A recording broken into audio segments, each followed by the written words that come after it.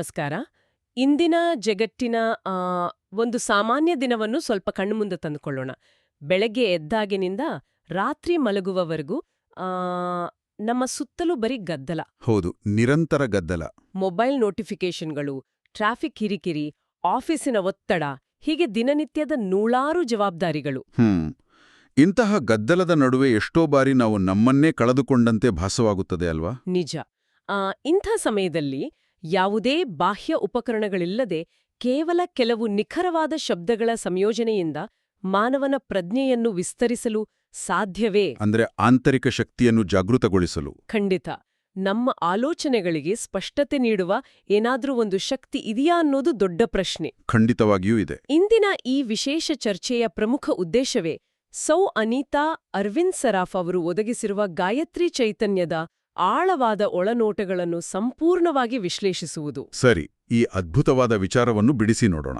ಸೌ ಅನಿತಾ ಅರವಿಂದ್ ಸರಾಫ್ ಅವರು ಬಹಳ ಅದ್ಭುತವಾಗಿ ಮಂಡಿಸಿರುವ ಈ ವಿಚಾರಗಳ ಹಿಂದಿರುವ ತಾತ್ವಿಕ ಮತ್ತು ಬೌದ್ಧಿಕ ಅರ್ಥವನ್ನು ವಿಶ್ಲೇಷಿಸುವುದು ಇಂದಿನ ನಮ್ಮ ಗುರಿ. ಹೌದು. ಇದು ಕೇವಲ ಒಂದು ಪ್ರಾಚೀನ ಆಚರಣೆ ಅಥವಾ ಒಂದು ಯಾಂತ್ರಿಕ ಪದ್ಧತಿಯ ಪ್ರಶ್ನೆ ಅಲ್ಲ. ಬದಲಾಗಿ ಇದು ಮಾನವನ ಆಂತರಿಕ ವಿಕಾಸದ ಒಂದು ಪ್ರಮುಖ ಘಟ್ಟ. ನಿಖರವಾಗಿ ಗಾಯತ್ರಿ ಚೈತನ್ಯದಲ್ಲಿ ಉಲ್ಲೇಖಿಸಿರುವ ಪ್ರತಿಯೊಂದು ಅಂಶವೂ ಮನುಷ್ಯನ ಪ್ರಜ್ಞೆಯ ವಿವಿಧ ಮಜಲುಗಳನ್ನು ಬಹಳ ಸೂಕ್ಷ್ಮವಾಗಿ ತೆರೆದಿಡುತ್ತದೆ. ಅಂದ್ರೆ ಇದು ಕೇವಲ ಇತಿಹಾಸದ ಪುಟಗಳಲ್ಲಿ ಉಳಿದಿರುವ ವಿಚಾರವಲ್ಲ. ಅಲ್ಲವೇ ಅಲ್ಲ, ಇಂದಿನ ನಮ್ಮ ಒತ್ತಡದ ಬದುಕಿಗೆ ಅತ್ಯಂತ ಅವಶ್ಯಕವಾದ ಒಂದು ಸಂಜೀವಿನಿಯಾಗಿದೆ.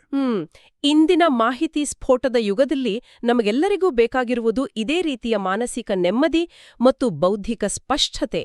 ನಿಜ. ಈ ವಿಶೇಷ ಚರ್ಚೆಯಲ್ಲಿ ಈ ಶಕ್ತಿಯು ಮನುಷ್ಯನ ಜೀವನದ ಮೇಲೆ ಬೀರುವ ಬಹುಮುಖಿ ಪ್ರಭಾವಗಳನ್ನು ನಾವು ಒಟ್ಟಾಗಿ ಅರ್ಥಮಾಡಿಕೊಳ್ಳೋಣ. ಆದರೆ ಆರಂಭದಲ್ಲೇ ನನಗೊಂದು ಕುತೂಹಲಕಾರಿ ಪ್ರಶ್ನೆ ಎದುರಾಗುತ್ತಿದೆ. ಕೇಳಿ. ಸೌ ಅನಿತಾ ಅರವಿಂದ್ ಸರಾಫ್ ಅವರ ಪ್ರಕಾರ ಗಾಯತ್ರಿ ಚೈತನ್ಯ ಎಂಬುದು ಕೇವಲ ಒಂದು ನಿರ್ದಿಷ್ಟ ಗುಂಪಿಗೆ ಅಥವಾ ಭೌಗೋಳಿಕ ಪ್ರದೇಶಕ್ಕೆ ಸೀಮಿತವಾದದ್ದಲ್ಲ. ಹೌದು, ಇದು ಸರ್ವಕಾಲಿಕ, ಸರ್ವದೇಶಿಕ, ಸರ್ವವರ್ಣಗಳ ಹಾಗೂ ಸರ್ವಧಾರ್ಮಿಕ ಪ್ರಾರ್ಥನಾ ಸಂಪತ್ತಾಗಿದೆ ಎಂದು ಅವರು ಹೇಳುತ್ತಾರೆ. ಇದು ಸ್ವಲ್ಪ ಆಶ್ಚರ್ಯವೆನಿಸುತ್ತದೆ. ಸಾಮಾನ್ಯವಾಗಿ ಇಂತಹ ಪ್ರಾಚೀನ ವಿಚಾರಗಳು ಒಂದು ನಿರ್ದಿಷ್ಟ ಸಂಸ್ಕೃತಿಗೆ ಅಥವಾ ಭಾಷೆಗೆ ಸೀಮಿತವಾಗಿರುತ್ತವಲ್ಲವೇ? ಇದು ಹೇಗೆ ಇಡೀ ವಿಶ್ವಕ್ಕೆ ಅನ್ವಯವಾಗುತ್ತದೆ? ಇದೊಂದು ಅತ್ಯಂತ ಪ್ರಮುಖವಾದ ಪ್ರಶ್ನೆ. ಮೇಲ್ನೋಟಕ್ಕೆ ಇದು ಒಂದು ನಿರ್ದಿಷ್ಟ ಸಂಸ್ಕೃತಿಯ ಭಾಗವೆಂದು ಕಂಡರೂ ಒಳಹೊಕ್ಕು ನೋಡಿದಾಗ ಇದರ ನಿಜವಾದ ಸ್ವರೂಪ ಅರ್ಥವಾಗುತ್ತದೆ. ಗಾಯತ್ರಿ ಚೈತನ್ಯವು ಕೇವಲ ಒಂದು ಸಂಸ್ಕೃತಿಗೆ ಮಾತ್ರ ಸೀಮಿತವಾದದ್ದಲ್ಲ, ಬದಲಾಗಿ ಅದು ಎಲ್ಲಾ ಧರ್ಮಗಳ ಶ್ರೇಷ್ಠ ಬೋಧನೆಯ ತಿರುಳಾಗಿದೆ ಎಂದು ಸೌ ಅನಿತಾ ಅರವಿಂದ್ ಸರಾಫ್ ಅವರು ಅತ್ಯಂತ ಸ್ಪಷ್ಟವಾಗಿ ಉಲ್ಲೇಖಿಸಿದ್ದಾರೆ. ಅಂದ್ರೆ ಇದು ಎಲ್ಲಾ ಮಾನವರಿಗೂ ಅನ್ವಯಿಸುತ್ತದೆ. ಖಂಡಿತ.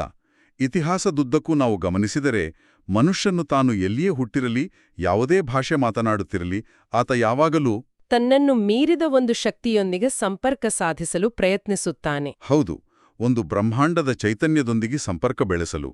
ಮಾನವನ ಈ ಮೂಲಭೂತ ಹುಡುಕಾಟಕ್ಕೆ ಭಾಷೆ ಅಥವಾ ಗಡಿಗಳ ಹಂಗಿಲ್ಲ. ಆ ನಿಟ್ಟಿನಲ್ಲಿ ಇದೊಂದು ವಿಶ್ವವ್ಯಾಪಿ ಪ್ರಾರ್ಥನೆ. ಅಂದರೆ ಇದು ಮನುಷ್ಯನ ಮೂಲಭೂತ ಅಗತ್ಯಕ್ಕೆ ಸ್ಪಂದಿಸುವಂತಹದ್ದು ಎಂದು ಹೇಳಬಹುದೇ? ನಿಖರವಾಗಿ. ಇದು ಕೇವಲ ಒಬ್ಬ ವ್ಯಕ್ತಿಯ ವೈಯಕ್ತಿಕ ಪ್ರಾರ್ಥನೆಗೆ ಮಾತ್ರ ಸೀಮಿತವಾಗಿಲ್ಲ. ವೈಯಕ್ತಿಕ ಶಾಂತಿಯನ್ನು ಮೀರಿ ನಿಲ್ಲುತ್ತದೆಯಾ? ಹೌದು, ಇಡೀ ಸಮಾಜಕ್ಕೆ ರಾಷ್ಟ್ರೀಯ ಹಾಗೂ ಅಂತಾರಾಷ್ಟ್ರೀಯ ಶಾಂತಿಯನ್ನು ನೀಡಬಲ್ಲ ಅಗಾಧ ಶಕ್ತಿಯಾಗಿದೆ ಎಂದು ಗಾಯತ್ರಿ ಚೈತನ್ಯದಲ್ಲಿ ಬಹಳ ನಿಖರವಾಗಿ ವಿವರಿಸಲಾಗಿದೆ. ಇದೊಂದು ಸಾರ್ವತ್ರಿಕ ಭಾಷೆಯಂತೆ ಕೆಲಸ ಮಾಡ್ತದೆ. ಜಗತ್ತಿನ ಯಾವುದೇ ಮೂಲೆಯಲ್ಲಿರುವ ವ್ಯಕ್ತಿಯಾದರೂ ಸರಿ, ಆತ ಈ ಪ್ರಾರ್ಥನೆಯ ಹಿಂದಿರುವ ವಿಶಿಷ್ಟ ಚೈತನ್ಯದೊಂದಿಗೆ ಸಂಪರ್ಕ ಬೆಳೆಸಿದಾಗ ಒಂದೇ ರೀತಿಯ ಪ್ರಶಾಂತತೆ ಸಿಗುತ್ತದೆ. ಹೌದು, ಅದೇ ರೀತಿಯ ಮಾನಸಿಕ ಶಾಂತಿ ಮತ್ತು ಅರಿವಿನ ವಿಸ್ತಾರವನ್ನು ಪಡೆಯುತ್ತಾನೆ. ಇದನ್ನು ಇಂದಿನ ನಮ್ಮ ಟೆಕ್ ಜಗತ್ತಿಗೆ ಅಥವಾ ಆಧುನಿಕ ಬದುಕಿಗೆ ಅನ್ವಯಿಸಿ ನೋಡಿದ್ರೆ ನನಗೊಂದು ಪ್ರಶ್ನೆ ಮೂಡುತ್ತದೆ. ಹೇಳಿ. ಪ್ರಪಂಚದ ಬೇರೆ ಒಂದು ಮೂಲೆಯಲ್ಲಿರುವ ವಿಭಿನ್ನ ಸಂಸ್ಕೃತಿಯ ಹಿನ್ನೆಲೆ ಇರುವ ವ್ಯಕ್ತಿಯೊಬ್ಬ ಈ ನಿರ್ದಿಷ್ಟ ಚೈತನ್ಯದೊಂದಿಗೆ ಹೇಗೆ ಸಂಪರ್ಕ ಸಾಧಿಸಲು ಸಾಧ್ಯ?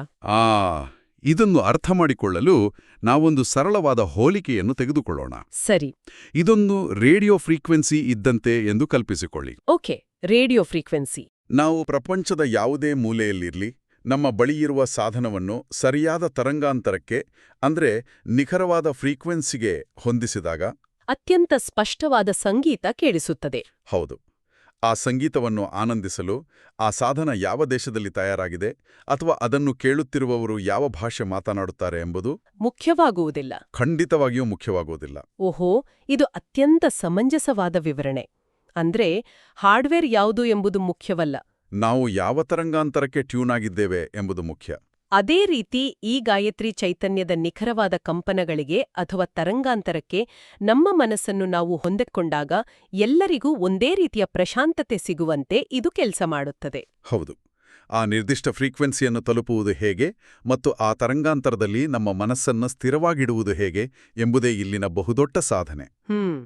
ಇದಕ್ಕಾಗಿಯೇ ಸೌ ಅನಿತಾ ಅರವಿಂದ್ ಸರಾಫ್ ಅವರು ಇದರ ಪ್ರಾಯೋಗಿಕ ಅನ್ವಯದ ಬಗ್ಗೆಯೂ ಅಪಾರವಾದ ಬೆಳಗು ಚೆಲ್ಲಿದ್ದಾರೆ. ಹೌದು, ಏಕೆಂದ್ರೆ ಬರೀ ತಾತ್ವಿಕವಾಗಿ ಇಂತಹ ವಿಚಾರಗಳನ್ನು ಓದಿ ಅರ್ಥ ಮಾಡಿಕೊಂಡ್ರೆ ಸಾಲದು. ದೈನಂದಿನ ಜೀವನದಲ್ಲಿ ಇದರ ಅಳವಡಿಕೆ ಹೇಗಿರಬೇಕು, ನಮ್ಮ ದಿನನಿತ್ಯದ ನಡವಳಿಕೆಯಲ್ಲಿ ಇದು ಹೇಗೆ ಪ್ರತಿಫಲಿಸಬೇಕು ಎಂಬುದು ಅತ್ಯಂತ ಮುಖ್ಯವಾಗುತ್ತದೆ. ಇದು ನಿಜಕ್ಕೂ ಆಸಕ್ತಿದಾಯಕವಾಗಿದೆ. ಹಾಗಾದ್ರೆ ಇದರ ಪ್ರಾಯೋಗಿಕ ಅನ್ವಯದ ಕಡೆಗೆ ನಾವು ಗಮನ ಹರಿಸೋಣ. ಖಂಡಿತ. ಕೇವಲ ಸಿದ್ಧಾಂತಗಳ ಬಗ್ಗೆ ಮಾತಾಡುವುದಕ್ಕಿಂತ ಸೋಮವಾರ ಬೆಳಗ್ಗೆ ಆಫೀಸಿಗೆ ಹೋಗುವಾಗಿನ ಟ್ರಾಫಿಕ್ ಒತ್ತಡದಲ್ಲಿ ಅಥವಾ ಕೆಲಸದ ಜಾಗದಲ್ಲಿ ಎದುರಾಗುವ ಕಷ್ಟದ ಸನ್ನಿವೇಶಗಳಲ್ಲಿ ಇದು ಹೇಗೆ ಸಹಾಯ ಮಾಡುತ್ತದೆ? ಇದು ಬಹಳ ಪ್ರಾಯೋಗಿಕವಾದ ಪ್ರಶ್ನೆ. ಸೋ ಅನಿತಾ ಅರವಿಂದ್ ಸರಾಫ್ ಅವರು ತಮ್ಮ ಗಾಯತ್ರಿ ಚೈತನ್ಯದಲ್ಲಿ ತ್ರಿಕರಣ ಶುದ್ಧಿಯ ಬಗ್ಗೆ ಬಹಳ ಅದ್ಭುತವಾಗಿ ತಿಳಿಸಿದ್ದಾರೆ. ಈ ಪದ ಕೇಳಲು ಬಹಳ ಭಾರವಾಗಿದೆ. ಇದನ್ನು ಸ್ವಲ್ಪ ಸರಳವಾಗಿ ವಿವರಿಸಬಹುದೇ? ಖಂಡಿತ. ತ್ರಿಕರಣ ಶುದ್ಧಿ ಎಂಬುದು ನಮ್ಮ ದೈನಂದಿನ ಬದುಕಿನ ಗುಣಮಟ್ಟವನ್ನು ನಿರ್ಧರಿಸುವ ಅತಿಮುಖ್ಯ ಅಂಶ. ಓ. ತ್ರಿ ಅಂದ್ರೆ 3, ಕರಣ ಅಂದ್ರೆ ಸಾಧನಗಳು. ಯಾವ 3 ಸಾಧನಗಳು? ಶಾರೀರಿಕ ಅಂದ್ರೆ ದೇಹ, ಮಾನಸಿಕ ಅಂದ್ರೆ ಮನಸ್ಸು, ಹಾಗೂ ವಾಚಿಕ ಅಂದರೆ ಮಾತು. ಹೌದು. ಈ 3 ಆಯಾಮಗಳ ಶುದ್ಧಿಯ ಬಗ್ಗೆ ಮಾತನಾಡಲಾಗುತ್ತಿದೆ. ನಾವು ದಿನನಿತ್ಯ ಅನುಭವಿಸುವ ಹೆಚ್ಚಿನ ಒತ್ತಡಕ್ಕೆ ಕಾರಣವೇನು ಗೊತ್ತೇ? ಏನದು? ನಾವು ಮನಸ್ಸಿನಲ್ಲಿ ಯೋಚಿಸುವುದು ಒಂದು, ಬಾಯಲ್ಲಿ ಮಾತನಾಡುವುದು ಇನ್ನೊಂದು, ಮತ್ತು ವಾಸ್ತವದಲ್ಲಿ ಮಾಡುವುದು ಮತ್ತೊಂದು. ನಿಖರವಾಗಿ ಈ 3ರ ನಡುವಿನ ತಿಕ್ಕಾಟವೇ ನಮ್ಮನ್ನು ಮಾನಸಿಕವಾಗಿ ದಣಿಸುತ್ತದೆ. ನಿಜ. ಆಫೀಸಿನಲ್ಲಿ ನಮಗೆ ಇಷ್ಟವಿಲ್ಲದ ಪ್ರಾಜೆಕ್ಟೊಂದನ್ನು ಒಪ್ಪಿಕೊಂಡು ಒಳಗೊಳಗೆ ಕೋಪಗೊಂಡು ಹೊರಗಡೆ ನಗುನಗುತ್ತಾ ಮಾತನಾಡುವ ಪರಿಸ್ಥಿತಿ. ಹೌದು, ಇದು ನಿಜಕ್ಕೂ ನಮ್ಮ ಶಕ್ತಿಯನ್ನು ಹೀರ್ಬಿಡ್ತದೆ. ಆದರೆ ಗಾಯತ್ರಿ ಚೈತನ್ಯವು ಕೇವಲ ಒಂದು ತಾತ್ವಿಕ ವಿಚಾರವಾಗಿ ಉಳಿಯದೆ ಶಾರೀರಿಕ, ಮಾನಸಿಕ ಹಾಗೂ ವಾಚಿಕ ಶುದ್ಧಿಗೆ ಅತ್ಯಂತ ಶ್ರೇಷ್ಠ ಮಾರ್ಗವಾಗಿದೆ ಎಂಬುದನ್ನು ಸೌ ಅನಿತಾ ಅರವಿಂದ್ ಸರಾಫ್ ಅವರು ಸ್ಪಷ್ಟಪಡಿಸಿದ್ದಾರೆ. ಅಂದ್ರೆ ಆಲೋಚನೆ, ಮಾತು ಮತ್ತು ಕೃತಿ ಒಂದೇ ನೇರದಲ್ಲಿರುವುದು. ಹೌದು. ಯಾವಾಗ ಇವು 3 ಒಂದೇ ನೇರದಲ್ಲಿರುತ್ತದೆಯೋ ಆಗ ಮನುಷ್ಯನ ವ್ಯಕ್ತಿತ್ವಕ್ಕೊಂದು ಅಗಾಧವಾದ ಸ್ಪಷ್ಟತೆ ಬರುತ್ತದೆ. ಮತ್ತು ಶಕ್ತಿ ಕೂಡ. ಖಂಡಿತ. ದೇಹವನ್ನು ದಣಿಸದೆ, ಮನಸ್ಸನ್ನು ಕಲುಷಿತಗೊಳಿಸದೆ ಮತ್ತು ಆಡುವ ಮಾತಿನಲ್ಲಿ ಅಹಂಕಾರವಿಲ್ಲದೆ ಬದುಕುವುದು ಅಷ್ಟು ಸುಲಭವಲ್ಲ. ಆದ್ರೆ ಈ ಚೈತನ್ಯದ ನಿರಂತರ ಅಭ್ಯಾಸವೂ ಸಹಾಯ ಮಾಡುತ್ತದೆ ಅಲ್ವಾ? ಹೌದು. ದೇಹ, ಮನಸ್ಸು ಮತ್ತು ಮಾತು 3ನ್ನೂ ಏಕಕಾಲದಲ್ಲಿ ಶುದ್ಧೀಕರಿಸುವ ಒಂದು ವಿಶಿಷ್ಟ ಪ್ರಕ್ರಿಯೆ ಇದು. ಅಂದ್ರೆ ಇದು ನಮ್ಮ ಒಳಗಿನ ಗೊಂದಲಗಳನ್ನು ನಿವಾರಿಸಿ ನಮ್ಮನ್ನೇ ನಾವು ಸ್ಪಷ್ಟವಾಗಿ ನೋಡಿಕೊಳ್ಳುವ ಕನ್ನಡಿಯಂತೆ ಕೆಲಸ ಮಾಡುತ್ತದೆ ಎನ್ನಬಹುದು. ಸರಿಯಾಗಿ ಹೇಳಿದ್ರಿ. ಇದರ ಜೊತೆಗೆ ಕಷ್ಟದ ಸಮಯಗಳಲ್ಲಿ ಇದು ಮನುಷ್ಯನಿಗೆ ಹೇಗೆ ಆಸರೆಯಾಗುತ್ತದೆ ಎಂಬ ವಿಚಾರವು ಗಾಯತ್ರಿ ಚೈತನ್ಯದಲ್ಲಿದೆ.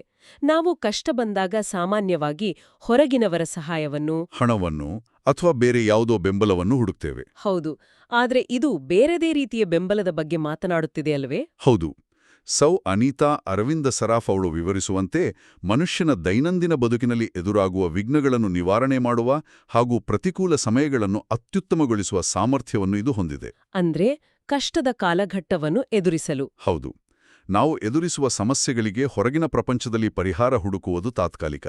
ಆದರೆ ಇದು ನಮ್ಮ ಆಂತರಿಕ ಶಕ್ತಿಯನ್ನು ವೃದ್ಧಿಸುವ ಮೂಲಕ ಸಮಸ್ಯೆಗಳನ್ನು ಎದುರಿಸುವ ಧೈರ್ಯವನ್ನು ನೀಡುತ್ತದೆ. ಸ್ಥೈರ್ಯ ಮತ್ತು ಸ್ಪಷ್ಟತೆಯನ್ನು ಕೂಡ. ಸರಳವಾಗಿ ಹೇಳಬೇಕೆಂದರೆ ಹೊರಗಿನ ಬಿರುಗಾಳಿ ಎಷ್ಟೇ ಜೋರಾಗಿದ್ರೂ ಒಳಗಿನ ದೀಪ ಆರದಂತೆ ಕಾಪಾಡಿಕೊಳ್ಳುವ ರಹಸ್ಯ ಕೀಲಿಕೈ ಇದ್ದಂತೆ. ನಿಖರವಾಗಿ. ಮತ್ತು ಇಲ್ಲೊಂದು ಬೆರಗುಗೊಳಿಸುವ ಸಂಗತಿಯನ್ನು ಸೌ ಅನಿತಾ ಅರವಿಂದ್ ಸರಾಫ್ ಅವರು ಹಂಚಿಕೊಂಡಿದ್ದಾರೆ. ಏನದು? ಇದರ ನಿರಂತರ ಅನುಸಂಧಾನದಿಂದ, ಅಂದ್ರೆ ನಿರಂತರವಾಗಿ ಈ ಚೈತನ್ಯವನ್ನು ಮನಸ್ಸಿನಲ್ಲಿ ಧ್ಯಾನಿಸುವುದರಿಂದ ವ್ಯಕ್ತಿಯೊಳಗೆ ಸೂಕ್ಷ್ಮ ಪ್ರಜ್ಞೆ ಪ್ರವಹಿಸುತ್ತದೆ ಹಾಗೂ ದಿವ್ಯ ಶಕ್ತಿಯು ಜಾಗೃತಗೊಳ್ಳುತ್ತದೆ. ಇದು ಕೇವಲ ವ್ಯಕ್ತಿಯೊಳಗಷ್ಟೇ ಬದಲಾವಣೆ ತರುವುದಿಲ್ಲ, ಬದಲಾಗಿ ಆತನ ಸುತ್ತಮುತ್ತಲಿನ ವಾತಾವರಣವು ಶುದ್ಧ, ಶಾಂತ ಹಾಗೂ ಸಾತ್ವಿಕಗೊಳ್ಳುತ್ತದೆ ಎಂಬ ಅಂಶವನ್ನು ಗಾಯತ್ರಿ ಚೈತನ್ಯದಲ್ಲಿ ಉಲ್ಲೇಖಿಸಲಾಗಿದೆ. ಇದು ಅತ್ಯಂತ ಮಹತ್ವದ ಅಂಶ. ಅಂದರೆ ನಮ್ಮೊಳಗಿನ ಸಕಾರಾತ್ಮಕ ಬದಲಾವಣೆ ನಮ್ಮ ಸುತ್ತಲಿನ ಪರಿಸರವನ್ನು ಪ್ರಭಾವಿಸಬಲ್ಲದು ಎಂಬುದು ಎಷ್ಟು ಆಳವಾದ ವಿಚಾರ. ಹೌದು, ಇದು ಆಧುನಿಕ ಮನಃಶಾಸ್ತ್ರದಲ್ಲಿ ಹೇಳುವ ಕೋರೆಗ್ಯುಲೇಷನ್ ಪರಿಕಲ್ಪನೆಗೆ ಬಹಳ ಹತ್ತಿರವಾಗಿದೆ. ಕೋರೆಗ್ಯುಲೇಷನ್. ಹೌದು, ಒಂದು ಕೋಣೆಯಲ್ಲಿ ಎಲ್ಲರೂ ಆತಂಕದಿಂದಿರುವಾಗ ಅತ್ಯಂತ ಪ್ರಶಾಂತವಾದ ಮನಸ್ಥಿತಿಯಿರುವ ಒಬ್ಬ ವ್ಯಕ್ತಿ ಆ ಕೋಣೆಯನ್ನು ಪ್ರವೇಶಿಸಿದರೆ ಏನಾಗುತ್ತದೆ? ಆತನ ಶಾಂತತೆಯೇ ಇತರರಿಗೂ ವರ್ಗಾವಣೆಯಾಗುತ್ತದೆ. ಹೌದು, ಆತನ ಅಲೆಗಳು ಸುತ್ತಲಿನವರ ಮೇಲೂ ಸಕಾರಾತ್ಮಕ ಪರಿಣಾಮ ಬೀರುತ್ತವೆ.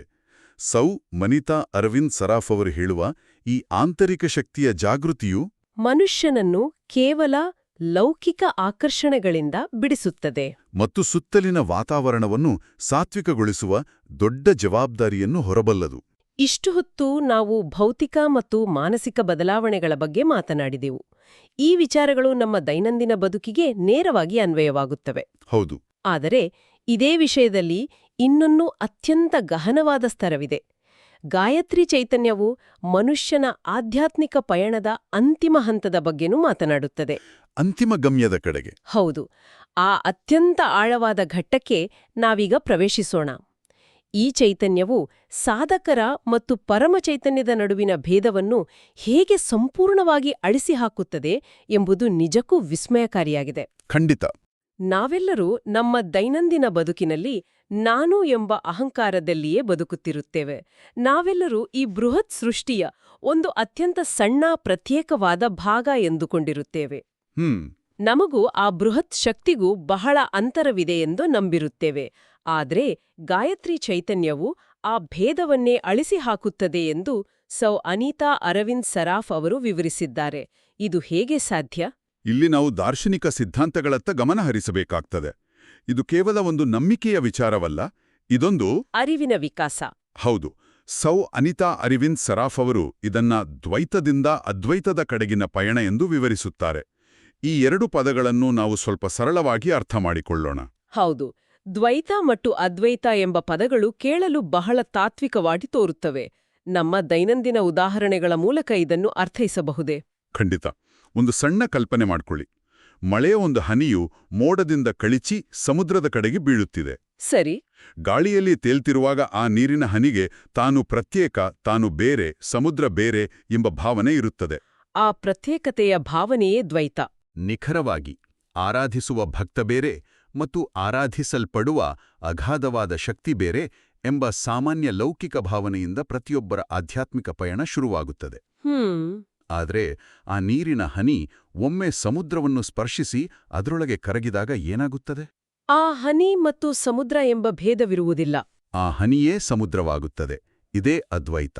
ಸೌ ಅನಿತಾ ಅರವಿಂದ್ ಸರಾಫ್ ಅವರು ವಿವರಿಸುವಂತೆ ಸಾಧನೆಯ ಉನ್ನತ ಮಟ್ಟದಲ್ಲಿ ಗಾಯತ್ರಿ ಚೈತನ್ಯವು ಮನುಷ್ಯನನ್ನು ಇದೇ ನಿಖರವಾದ ಅದ್ವೈತ ಸ್ಥಿತಿಗೆ ಕರೆದೊಯ್ಯುತ್ತದೆ. ಹೌದು. ಎಂತಹ ಅದ್ಭುತವಾದ ಉದಾಹರಣೆ! ಅಂದ್ರೆ ವ್ಯಕ್ತಿಯ ಆಂತರಿಕ ಚೇತನದಲ್ಲಿ ಆ ಬ್ರಹ್ಮಾಂಡದ ಪರಮಚೈತನ್ಯವು ಸಂಪೂರ್ಣವಾಗಿ ಐಕ್ಯವಾಗುವ ಪ್ರಕ್ರಿಯೆ ಇದು. ನಿಜ. ಆಗ ನಾನು ಎಂಬ ಅಹಂಕಾರ ಕರಗಿ ಆ ಭಗವಂತನ ಅಥವಾ ಸೃಷ್ಟಿಯ ಅಂಶವೇ ನನ್ನೊಳಗೂ ಇದೆ ಎಂಬ ಪರಮಸತ್ಯದ ಅರಿವು ಮೂಡುತ್ತದೆ. ಇದುವೇ ಮಾನವನ ಅಂತಿಮ ಗಮ್ಯ ಎಂದು ಗಾಯತ್ರಿ ಚೈತನ್ಯದಲ್ಲಿ ಪ್ರತಿಪಾದಿಸಲಾಗಿದೆ.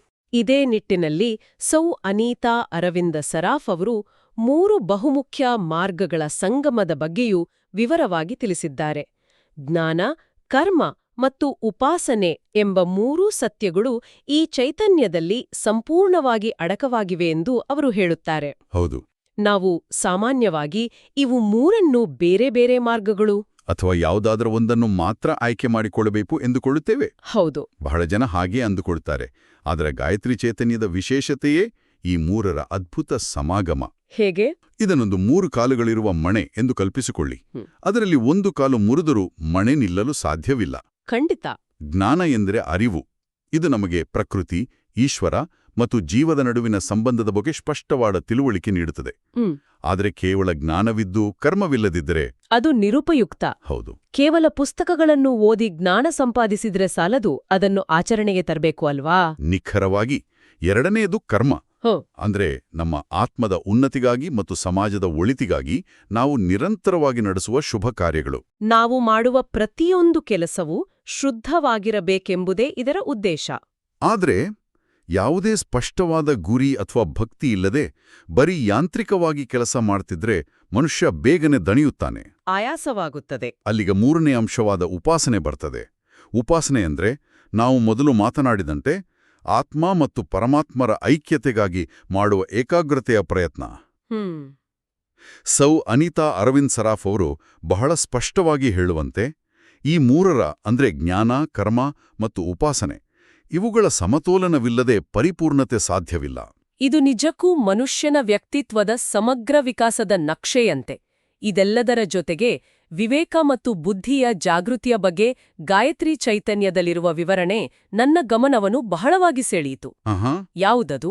ಪ್ರಜ್ಞೆಯ ಬೆಳಕೆ ವಿವೇಕ, ಅರಿವಿನ ಬೆಳಕೆ ಬುದ್ಧಿ ಎಂದು ಸೌ ಅನಿತಾ ಅರವಿಂದ್ ಸರಾಫ್ ಅವರು ಉಲ್ಲೇಖಿಸಿದ್ದಾರೆ. ಹೌದು, ಈ ವಾಕ್ಯ ಎಷ್ಟೊಂದು ಆಳವಾಗಿದೆ. ನಾವು ಸಾಮಾನ್ಯವಾಗಿ ಬುದ್ಧಿ ಮತ್ತು ವಿವೇಕ ಎರಡೂ ಒಂದೇ ಎಂದುಕೊಳ್ತೇವೆ, ಆದರೆ ಇವೆರಡರ ನಡುವೆ ಬಹುದೊಡ್ಡ ವ್ಯತ್ಯಾಸವಿದೆ ಅಲ್ವಾ?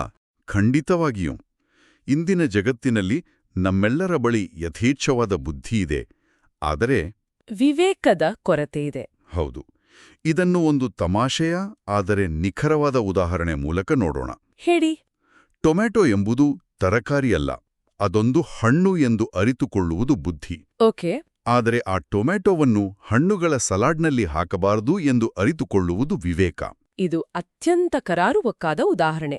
ಅಂದ್ರೆ ಪ್ರಪಂಚದ ನಾನಾ ಮೂಲಗಳಿಂದ ಮಾಹಿತಿಯನ್ನು ಸಂಗ್ರಹಿಸುವುದು, ಡೇಟಾವನ್ನು ಕಲೆ ಹಾಕುವುದು ಬುದ್ಧಿಯ ಕೆಲಸ. ಆದರೆ ಆ ಮಾಹಿತಿಯನ್ನು ಹೇಗೆ, ಎಲ್ಲಿ, ಯಾವಾಗ ಬಳಸಬೇಕು ಮತ್ತು ಯಾವುದನ್ನು ಬಿಡಬೇಕು ಎಂಬ ವಿವೇಚನೆಯೇ ವಿವೇಕ. ಹೌದು.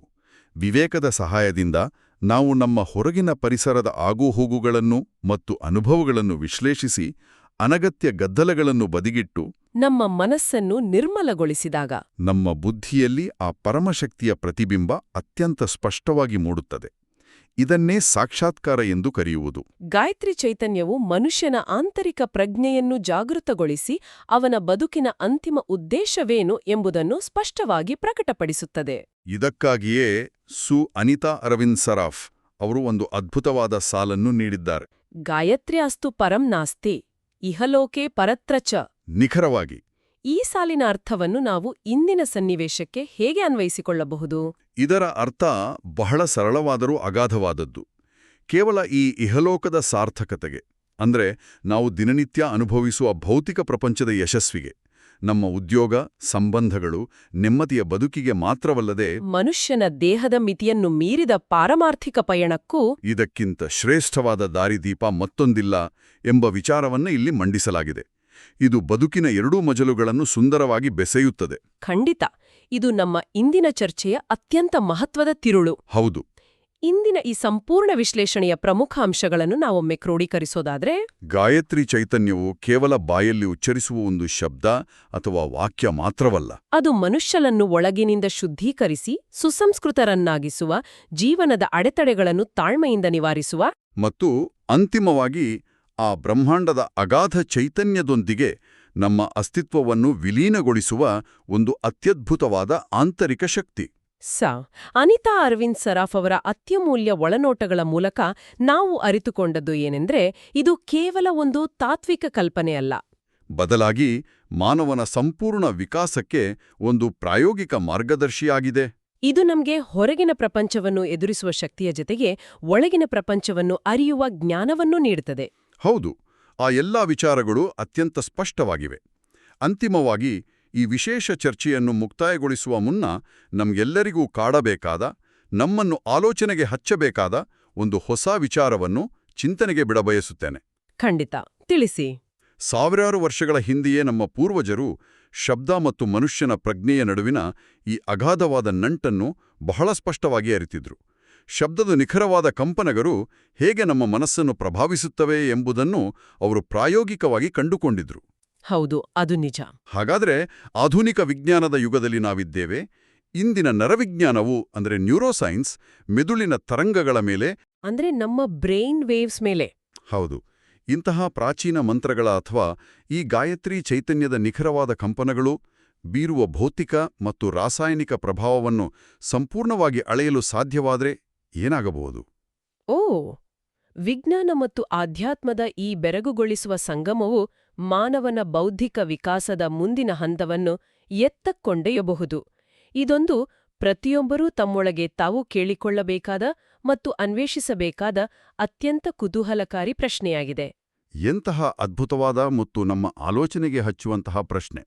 ಇದು ವಿಜ್ಞಾನ ಮತ್ತು ಪ್ರಾಚೀನ ಪರಂಪರೆಯ ನಡುವಿನ ಸೇತುವೆ ಇದ್ದಂತೆ. ಹೌದು, ಕೇವಲ ನಂಬಿಕೆಯ ಆಧಾರದ ಮೇಲಿದ್ದ ವಿಚಾರಗಳನ್ನು ಇಂದು ವಿಜ್ಞಾನವು ತನ್ನದೇ ಆದ ರೀತಿಯಲ್ಲಿ ಅನ್ವೇಷಿಸುತ್ತಿರುವುದು ನಿಜಕ್ಕೂ ರೋಮಾಂಚನಕಾರಿ. ನಮಗೆಲ್ಲರಿಗೂ ಯೋಚಿಸಲು ಒಂದು ಉತ್ತಮ ವಿಚಾರ ಸಿಕ್ಕಿದೆ. ಈ ಆಳವಾದ ಅಧ್ಯಯನದಲ್ಲಿ ಕೊನೆವರೆಗೂ ಪಾಲ್ಗೊಂಡಿದ್ದಕ್ಕಾಗಿ ಕೇಳುಗರಿಗೆಲ್ಲರಿಗೂ ಅತ್ಯಂತ ಆತ್ಮೀಯವಾದ ಧನ್ಯವಾದಗಳು.